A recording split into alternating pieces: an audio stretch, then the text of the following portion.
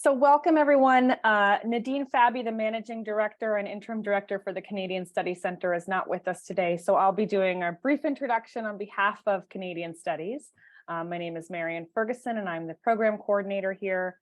And we are very pleased to welcome you to our sixth and final talk in the Arctic Environments Lecture Series, being hosted by our 2022-23 UW Fulbright Canada visiting chair of Arctic Studies, Jonathan Payton, who is with us from the University of Manitoba. And the visiting chair is made possible by the U.S. Department of Education, Fulbright Canada, and the Office of Global Affairs here at the University of Washington. So we're very happy to have you here joining us. And with that, I'll pass it over to Jonathan and he'll get us started.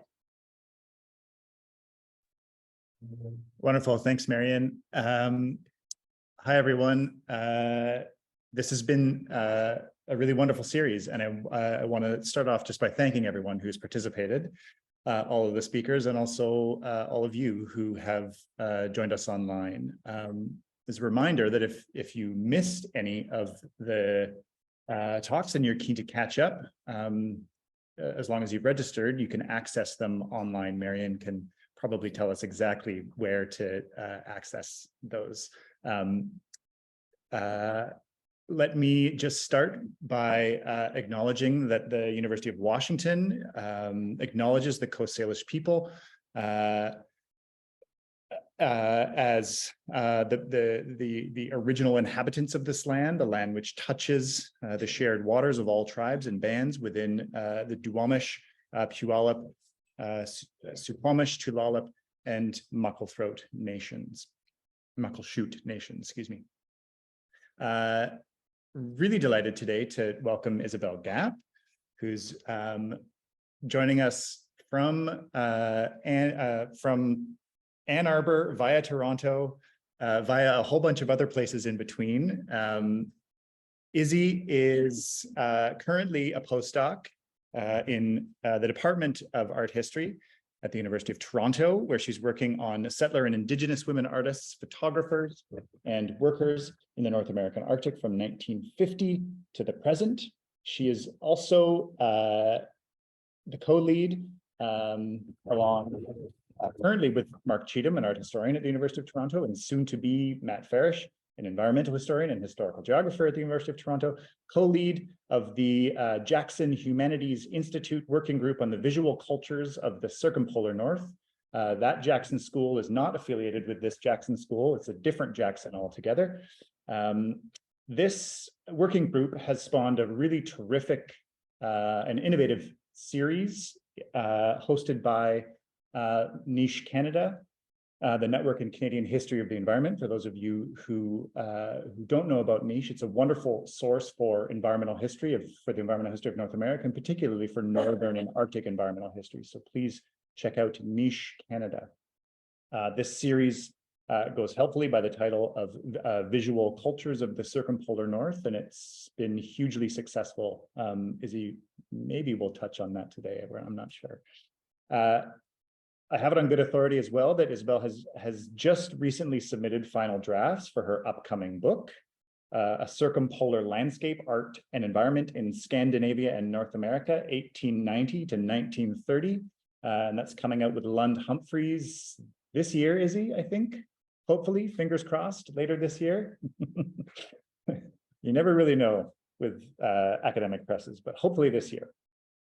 Izzy is well published in the Journal of Canadian Studies in Kunst og Kultur, and you can definitely correct my pronunciation, Izzy, in Arctic, a whole bunch of other papers accepted and forthcoming, a whole slew of book chapters, some in press, some accepted and forthcoming. She may or may not want you to go online to find her infamous review of Lisa Bloom's new book. I'll leave that up to you. And in October, Izzy will be moving back to the UK, which is hugely exciting, to take a tenure track position at the University of Aberdeen and I had to write this down just to get it all right, as an Interdisciplinary Research Fellow in the Center for Environment and Biodiversity in the School of Divinity, History, Philosophy, and art history, where I assume you'll be doing all of those things, Izzy, all in a day's work. Today, Dr. Isabelle Gapp will be speaking on ice in motion and the performative Arctic panorama. I'll pass it over to you. Wonderful. Thank you so much for that introduction and for having me here today. Yeah, as was mentioned, I have several papers and projects that are in various stages of publication. And what I'm going to be speaking to you about today is one of these, although I can finally say that it is due out apparently sometime in the coming months. So if you find this interesting, let me know. I can always share the paper with you once it is published. So let me see if I can share this. There we go. So as coincidence would have it, I actually wanted to start this talk today with the Alaska Yukon Pacific exposition that took place on the grounds of the University of Washington in 1909. Among others, a whole village was constructed and was billed as offering an authentic depiction of life in the frozen north. In front of a giant log cabin, covered with the plaster peaks of ice, Inuit, Yupik, Inupiaq, and Tlingit men, women, and children from Russia, Alaska, and Canada were conflated together under one generalized slur spelled out in Hollywood-style light bulbs, which I have blanked out for the sake of this presentation. Born on the grounds of the 1893 World's Exposition in Chicago, Columbia Inupiaq and her family were among the advertised 50 participants and residents in this year-long show.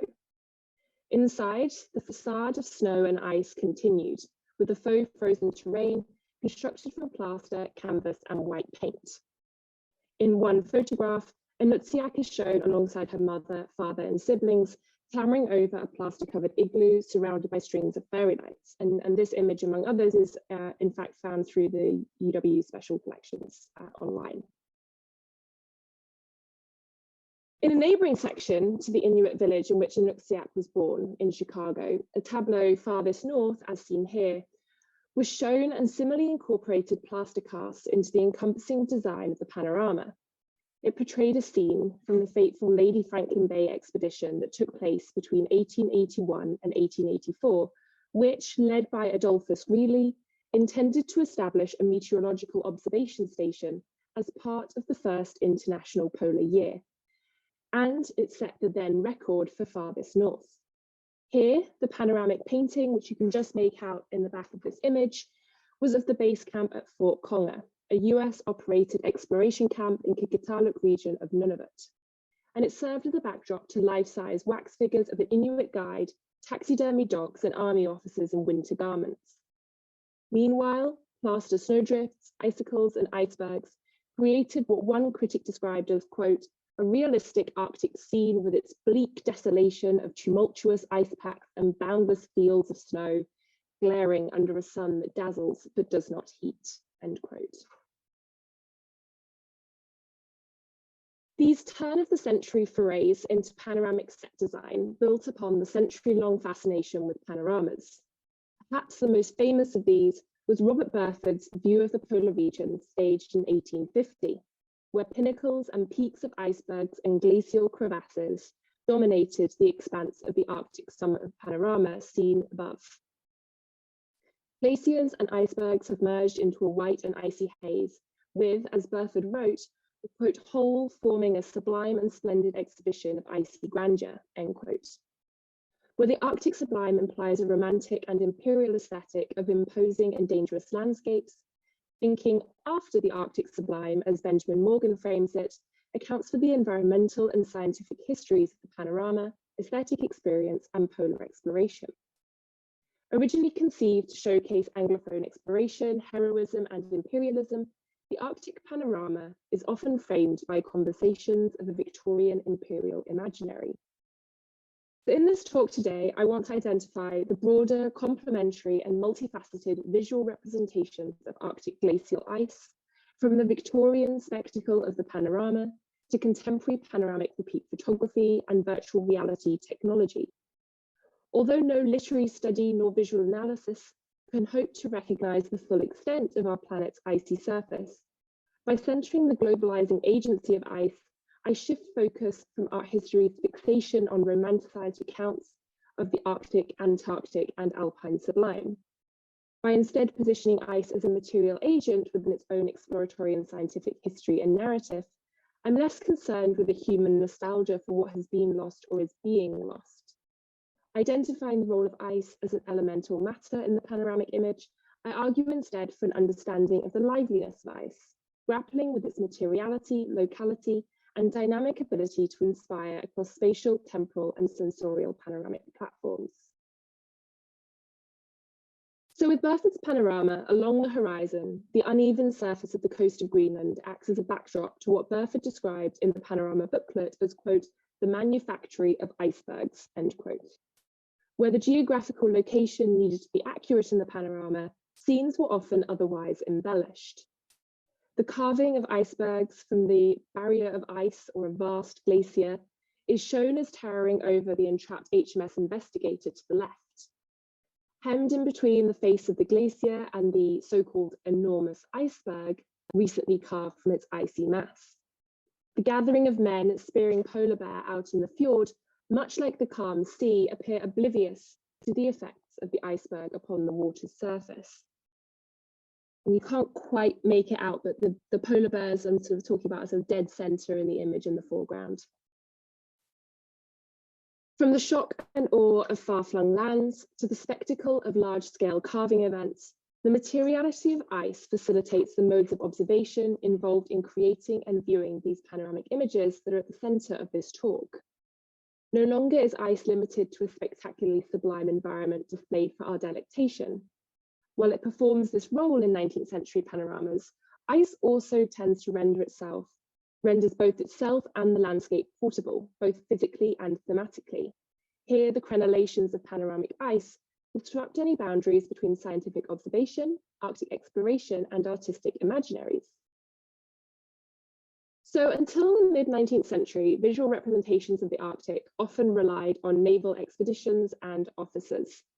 Coastal delineation in particular was a skill taught at the Royal Naval Academy and military colleges, and yet these profiles contrast with the notably frequent omission of ice in Arctic maps and charts, which otherwise noted water currents, the northernmost tree line, and other pertinent yet equally variable environmental details. Images of charted spaces often failed to note the substance that, ironically, hindered and prevented colonial expansion and exploration, but which remains crucial for Inuit hunters and Arctic wildlife.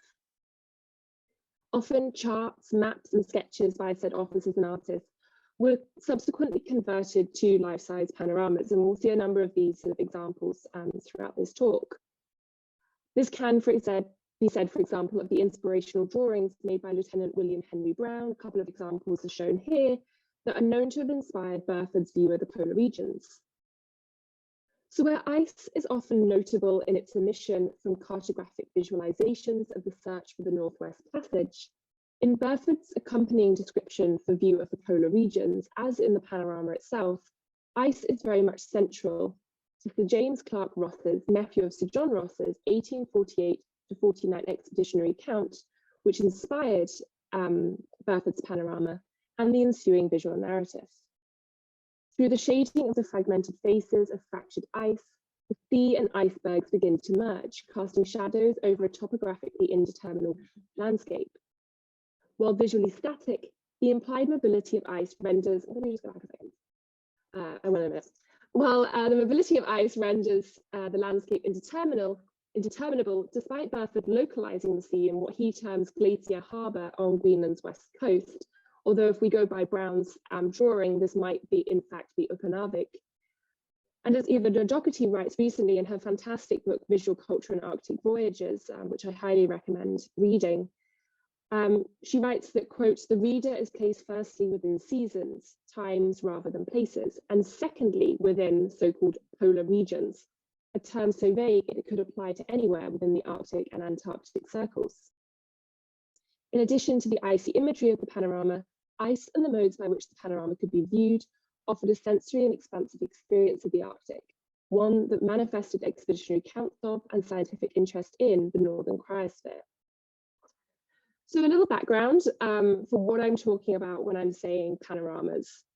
So There are two types typically, and where the moving panorama regularly traveled from town to town with a static audience seated in an auditorium as a long roll painting was moved before them, panoramas such as Burford's view of the polar regions that took place in the Leicester Square Rotunda were made of a large circular canvas displayed in a specially designed structure and viewed from a central double viewing platform. And the image shown here is a pretty famous example of the cross-section of the Leicester Square Rotunda, showing what the building would have looked like and how viewers would have experienced these paintings in the round. The viewing platform in particular centered the viewer in this immersive and totalizing three-dimensional bodily experience.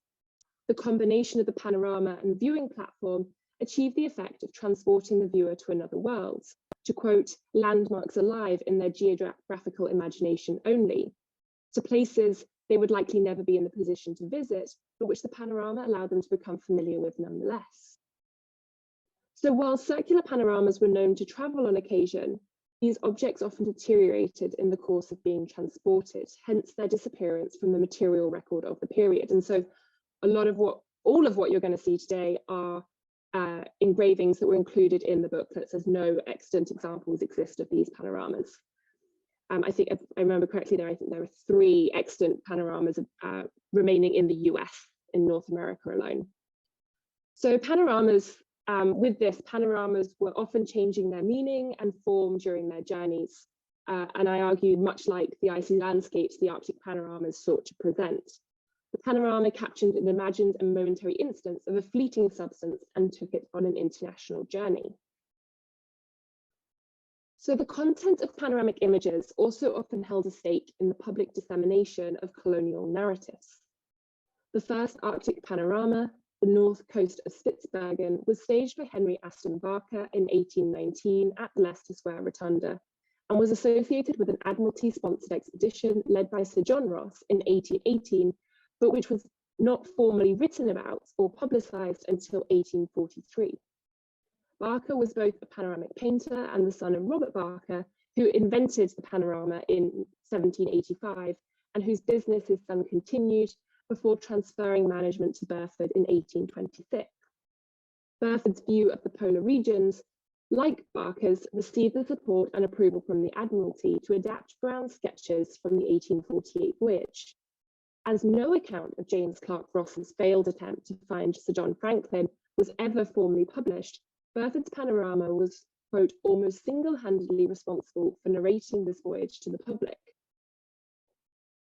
Despite the scientific contributions made by James Ross's expedition, including mapping an additional 150 miles and making continuous meteorological observations over 18 months, the controversy surrounding his choice in vessels, which drew on too much water, and rumours that he had planned to disregard orders, meant that no formal written account was ever made. And for context, during the 19th century, expeditions were often followed by expeditionary narratives, and these are sort of thick, dense tomes that recorded in detail every sort of facet of the expedition, according to what the Admiralty wanted you to know.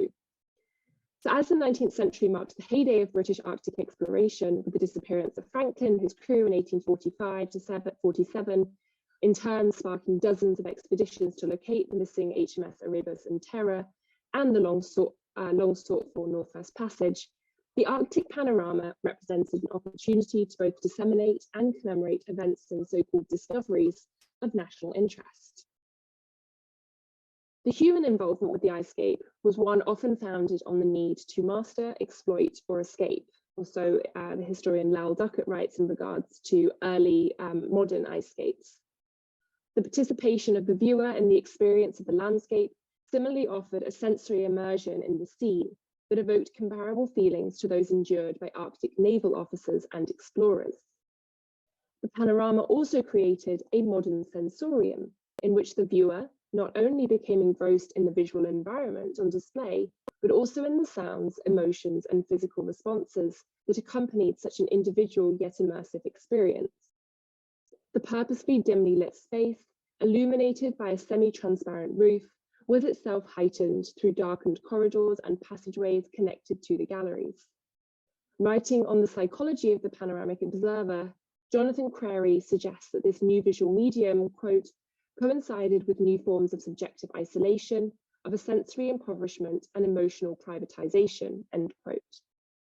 In a passage from the Literary Gazette that followed Burford's view of the polar regions, the author reported that the quote, terrible and fantastic icebergs, the dreariness of the whole scene, and the sunshine and aurora appearing as if to mock the sterility and utter coldness of the world, fill the mind with anxious, almost painful emotions, end quote.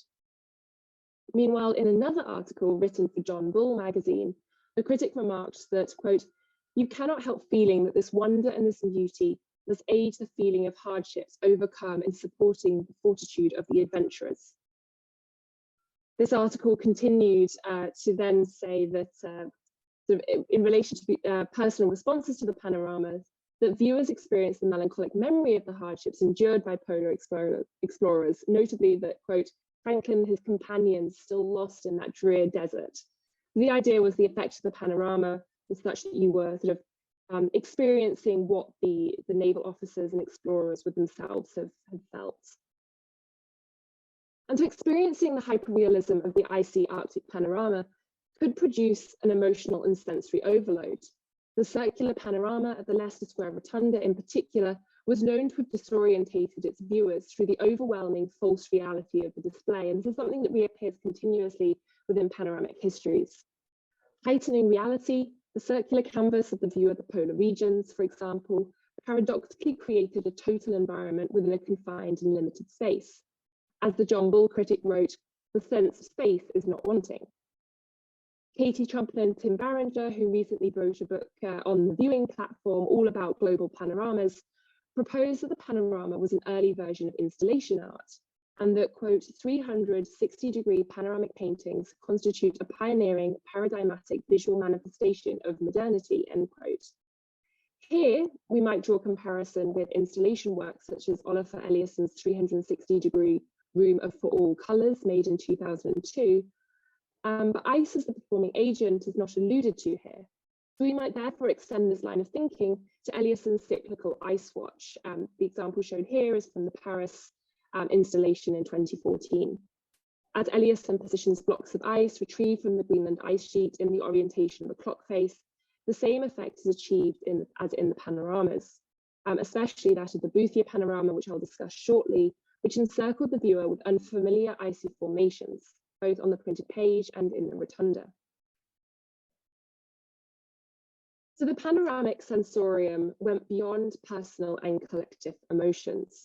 Lighting and space were often enlivened by sounds as part of a cumulative experience. In a playbill for Mr. Rignall's late Victorian magnificent panorama of the Arctic regions staged in 1883, the sensory experience of the panorama, by now commonly referred to as the cyclorama, was advertised and promoted above the visual details of the display. Accompanied by music and a descriptive lecture, Rignall emphasized the all-inclusive experience of the panorama beyond the strictly visual. Described was a repertoire of new songs to be sung by the tenor Ois Diffrin and contralto Miss Meredith Elliott, which included Michael William Balfe's duet "The Sailor Sighs as Sinks His Native Shore." The advertisement also highlighted how Rignall, who would be delivering the accompanying lecture, had in fact given a total of over 480 similar lectures at the St. James Hall and the Egyptian Hall in London, and recognized himself as the premier lecturer of the time. Having been proclaimed Queen of the Carnival, Columbia Anutsiak was also known to deliver lectures and tours of the village in Seattle. One article in the Seattle Daily Times described how, quote, Columbia will hold a series of public receptions in the Inuit village every afternoon and evening this week, at which she will converse with her visitors, tell them of her early life, of her experiences in the North, and present each with an autographed postcard of herself. As part of Rignall's show, a sledging suit worn by a petty officer on the HMS Discovery was also to be introduced alongside a show and tell of the duffel sleeping bag, a necessary piece of equipment on a polar expedition. Earlier panoramas went even further and employed faux terrain, and in the case of view of the polar regions, various furs, to add three-dimensional depth to the painted image, as later seen in Chicago and Seattle. While in an earlier, more immediate display following Greely's failed endeavor, the New Orleans Cotton Expedition in 1884 saw the introduction of life-size mannequins dressed in fur and animal hides, surrounded by a vessel with its sails hoisted and a sledge laden with supplies tied down by rope. The preoccupation with set design, making the panoramic experience into something bigger and better, also coincided with the 19th century fascination with living exhibitions. That is, the display of living humans, often within world's fairs, as in the case of Seattle and Chicago, or other geographically or anthropologically specific displays. Often, the image of a frozen Arctic environment provided the setting for these living human exhibitions. A few years after the first Arctic panorama was staged by Henry Aston Barker, in 1822, William Bullock famously exhibited, also in London, Sami reindeer herder Jens Thomason Holm and his wife Karen, alongside their child, belongings, and several reindeer, against a dramatic panorama of a frozen Arctic landscape. And for those that know their Arctic geography, this kind of landscape would not have been found in the region of Sapmi, but again conflates this idea of an Arctic geography into one. This was one of many such examples, with Catherine Baglow noting that during the 19th and early 20th centuries, close to 400 reindeer herding Sami, along with their tents, dogs, sleds, and reindeer, were traveling European and North American cities. Beyond living humans and wax figures, master icebergs, and animal furs, the brief descriptions of the scenes embodied within Rignol's panorama noted an accompanying wonderful and instantaneous dioramic effect. This likely recognizes the influence of Louis Daguerre's dioramas, among other sources of inspiration, on the 19th century panorama and other forms of performative visual media. Through lighting, sound effects, and the occasional wind, steam, and mist, even mechanically rotating platforms, Daguerre's dioramas closely figured sound and movement in the dioramic experience. Writing about the dioramas staged by the German theatrical painter Carl Wilhelm Gropius in the late 1820s, Helmer and Alison Gernsheim noted how, quote, a view of Grindelwald Glacier was accompanied by the sound of cracking ice, splashing water, and the rumbling of distant avalanches, end quote. Comparison might also be drawn with lantern slides and the panorama's predecessor, the Eidophusikon, both predicated on the use of sound and light effects in their staging. Philippe Jacques Lutherberg's Eidophusikon, first exhibited in London in 1781, was essentially a very large theatre-sized peep show that employed three-dimensional models, sound, light, and cloud effects to create the illusion of perspective and depth. Given the prevalence of icy sounds in earlier panorama and diorama booklets, it is possible that Rignold recreated the shifting, cracking, fragmenting, and overturning of ice that so often noisily permeated the Arctic landscape, largely thought of as sublimely silent, or that mist and steam were employed to create the effect of the prevalent Arctic fogs that often hung over the sea, land, and ice, and stymied polar exploration. Meanwhile, mirrors and artificial light were known to have helped communicate the farthest north tableau in 1893. Through the sounds and effects used to accompany the panorama, the audience was exposed to a transcendent and totalizing spectatorial, sensorial, and scientific experience. So the art historian Mark Cheetham writes how, quote, Arctic voyages function fully only when the circle was complete, when voyagers return and recount their exploits, when images of the Arctic are disseminated, and when scientific data are presented and discussed, end quote. I propose that the cyclical 360-degree nature of the panorama, therefore, might be seen as being the culminative point for certain Arctic expeditions and scientific achievements. Viewers complete the journey. In the publication accompanying Burford's earlier panorama, A View of the Continent of Boothia, staged in 1834, the panoramic image was reproduced as a complete circle. The Boothia Peninsula, named after the expedition's patron Sir Felix Booth by Captain John Ross following his Arctic voyage of 1829, is situated within Nunavut.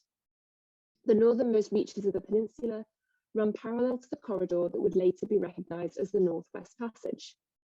The Boothia panorama presents the winter quarters of the HMS Victory in 1830, accounting for the locations and Inuit they came into contact with, as well as the magnetic North Pole, which James Ross was responsible for determining in 1831 as a member of his uncle's expedition. Unlike the view of the polar regions, which was politically motivated given the support of the Admiralty, Boothia was intended to primarily communicate geographic and scientific discovery. So looking at the Boothia panorama projected onto the fold-out pages of the book, the effect is akin perhaps to looking into a kaleidoscope. Ice hummocks are shaded into geometric and refracted forms around the central circle and appear to break through the frozen sea upon which men from Ross's expedition stand and a vessel is caught in the ice. The surrounding peaks and mountains merge out towards the edges, becoming more distorted and elongated as the cyclical horizon fades away. Ice itself takes on a kaleidoscopic character as its surface is fragmented, and as I discuss shortly, the complexities of its colour are revealed.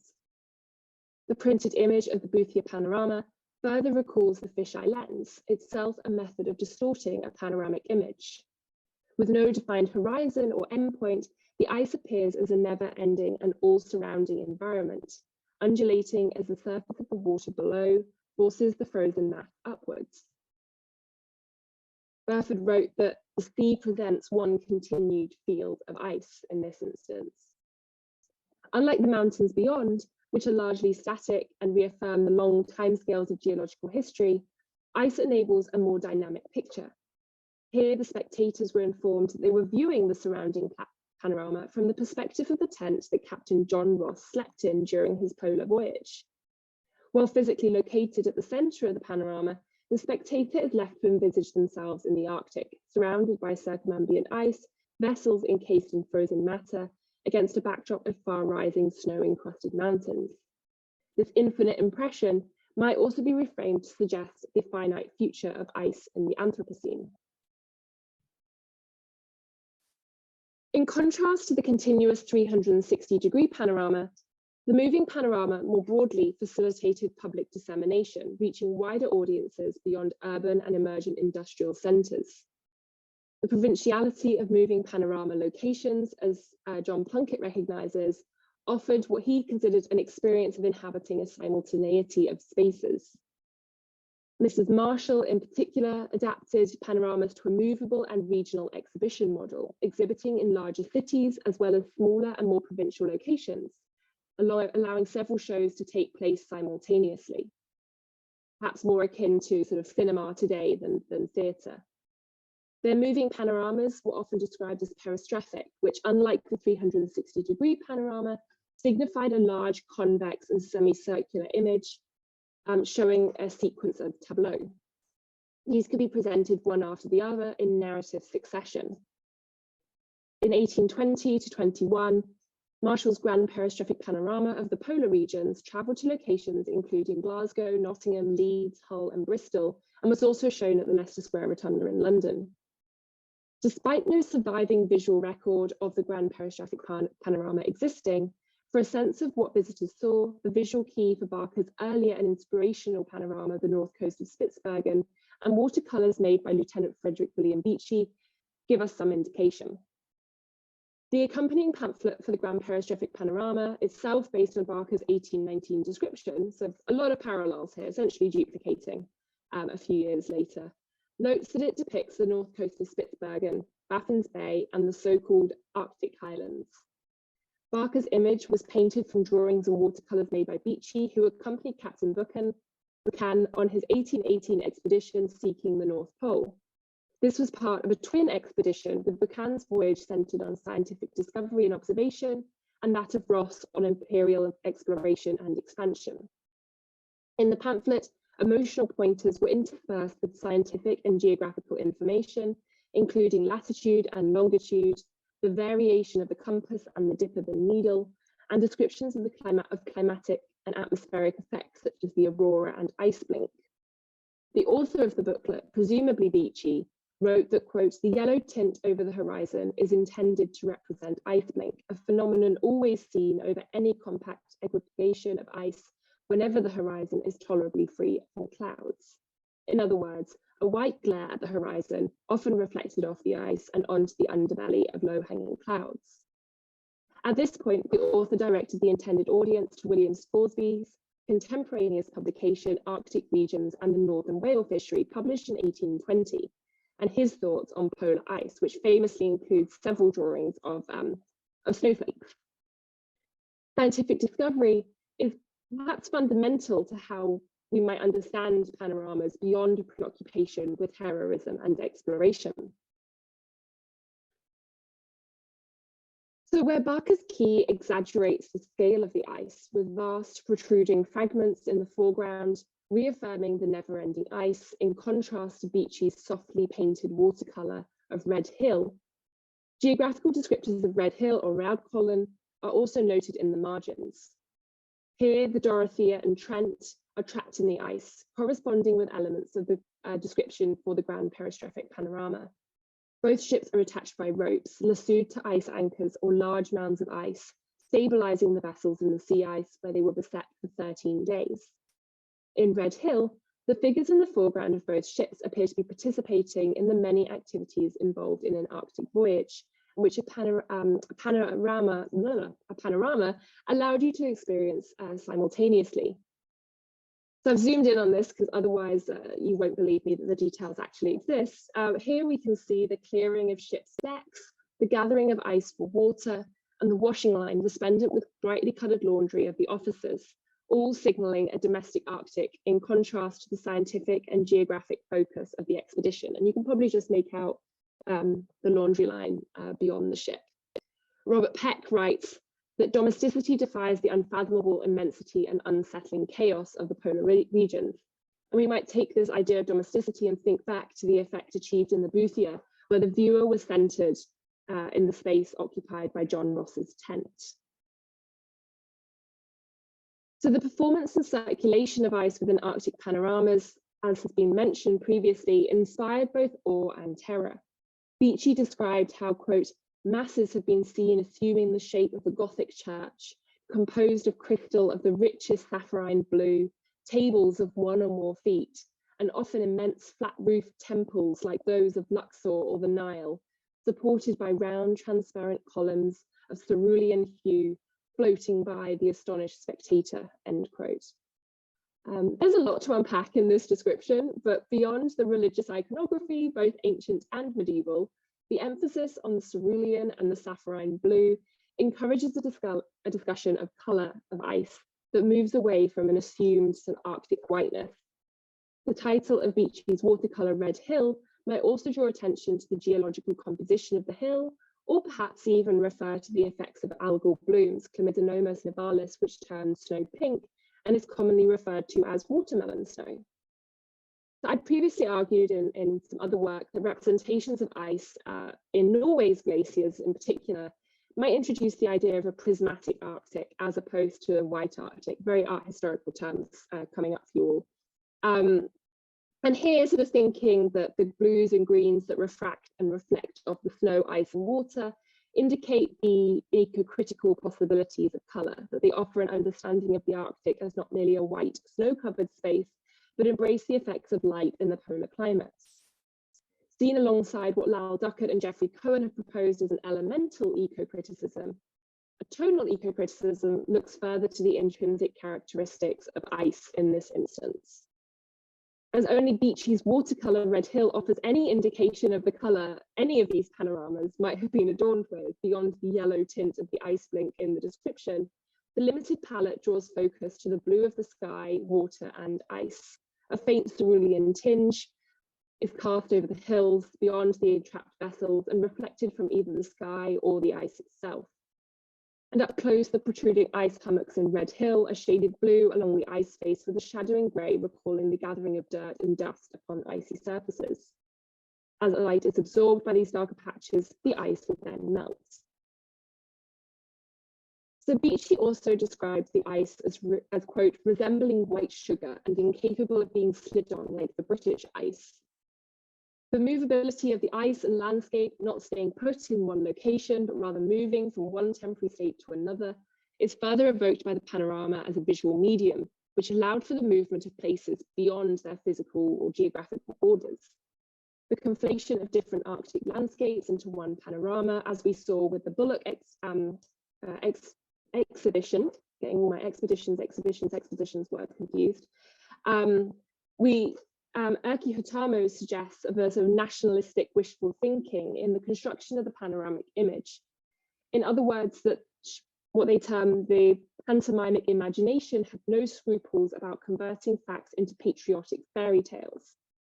In the case of Marshall's Grand Perestroic Panorama and Barker's earlier iteration, the inclusion of a territory beyond British imperial control, that of Svalbard, looks back to centuries of colonial history, primarily that of whaling in and around the Norwegian Arctic archipelago. And so we're now going to leap about 150 years into the future, where Svalbard reappears frequently in the work of photographer Tyrone Mattinson, to whom I'm now going to turn my attention for the rest of this talk. Since 2011, Mattinson, in collaboration with the glaciologist Per Holmlund and a team of geologists, has conducted photographic research into the history of Svalbard's glaciers as it pertains to visual records.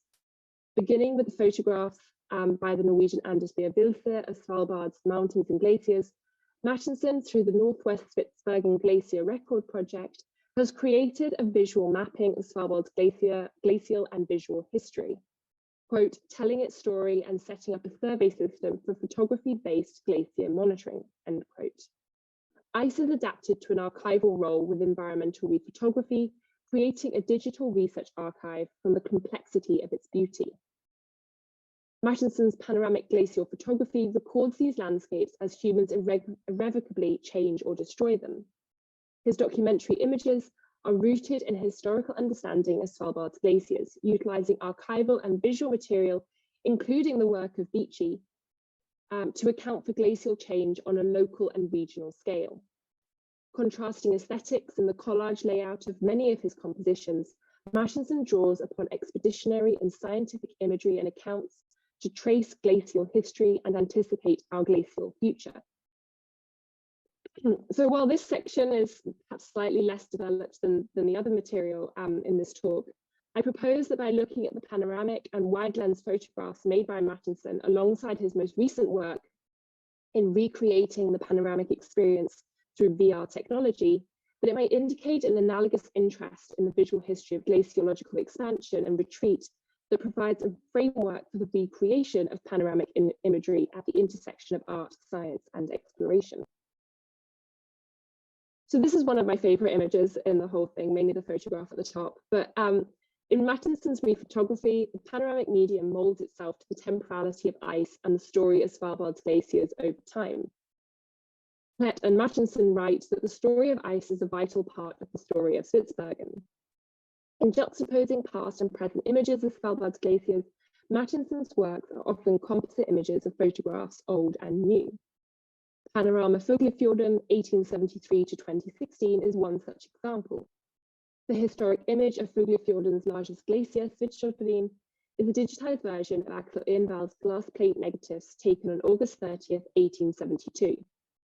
Ice is captured and preserved in glass, fragile, mutable, and susceptible to changing climates, perhaps an analogous material. From 1872 to 73, Envall was the physician and photographer for Adolf Erik Nordenskiöld's overwintering expedition in northern Svalbard. In Envall's photography, the effects of the cold climate don't materially manifest themselves. In other words, they survived, the photograph survived. In his series of snapshots of Spitsbergen, the landscape has been dismantled and anatomized with 5 separate frames collated by Mattinson to create a panorama. In this instance, however, the implied continuity has been fragmented, with each frame not quite joining up. When viewed in succession, Envall's photographs create an imperfect panoramic image, or perhaps a photo mosaic. An attempt to form a panorama had also been made in 1873, but notably this involved retouching the images to create a continuous picture. Historical, cultural, and scientific perspectives converge in the process of Mattinson's rephotography, drawing attention to art historical sources that have not previously been considered within such a context. And I think it's important to note that this kind of thinking about sort of the glaciology of art history is not sort of work that has readily been done. The focus is no longer on narratives of Arctic exploration, imperialism, or the sublime, but rather on ice and its processes. With this and a means by which to unify the panorama, photograph, and the moving image, I want to conclude by proposing that virtual reality technology exists, like ice and the panorama, as an interstitial medium. It offers panoramic modes of seeing, whereby a continuous image is captured and contained over time as well as space. Ongoing work by Martinson, the filmmaker Gorky Glasen-Muller, and glaciologist Erik Mannerfelt looks to create a virtual glacial environment through 3D models, drone photogrammetry, 180-degree and 360-degree stereo film, offering audiences the opportunity to interact with the landscape and archival sources at a distance. Much like the historic panorama, the expanded rephotography project, currently in process, will allow viewers to, quote, visit specific sites, navigate through immersive passages of time, and make their own observations of the effects of a climate in transition, end quote. This experience will be accompanied by sounds of carving glaciers, tumbling rocks, and the wind and sea, alongside drone footage, which provides an aerial perspective to the totalizing experience of VR. As Mattinson shared with me, this project is also part of the new visualization dome, cleverly titled WisDome, being constructed at the Universium in Göteborg, Sweden, scheduled to open this summer, where environmental rephotography looks to recreate and evaluate ecological and geological change in the landscape. Experiencing Svalbard's glaciers through the expanded rephotography of VR offers a continuous panoramic image through time as well as space, and that communicates the same contemporary interest in documenting ice loss. While sublime and fantastical, the circular and moving panorama, as well as contemporary panoramic modes of representation, present the opportunity to experience and interpret historical, exploratory, and scientific engagements with the glaciers and icebergs. Through the movement of ice into the panoramic format, the iceberg's journey becomes even greater than before. It is not that this, quote, wandering chunk of matter dooms human civilization to an inevitable collision course with the icescape, but rather that it gave humans the opportunity to experience the peregrinations of glaciers, icebergs, and sea ice in landscapes far removed and distant. Rather than solely anticipating ice loss, I argue that art history and visual culture can offer alternative icy imaginaries, histories, and environmental realities. Thank you.